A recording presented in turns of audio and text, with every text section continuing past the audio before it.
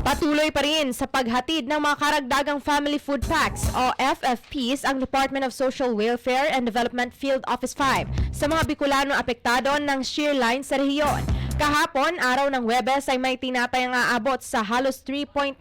million pesos worth of relief packs ang naibigay ng ahensya sa higit 4,800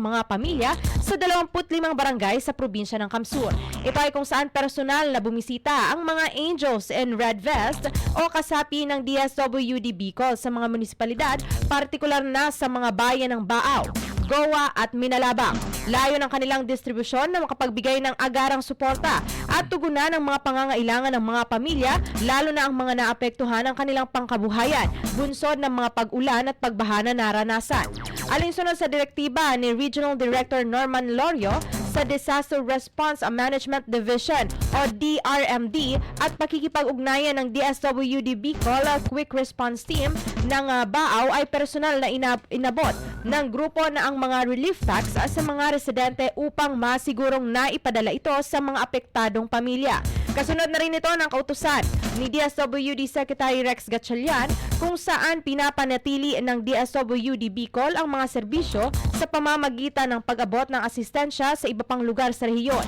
na talagang naapektuhan ng mga nakalipas na sama ng panahon at iba pang sakuna.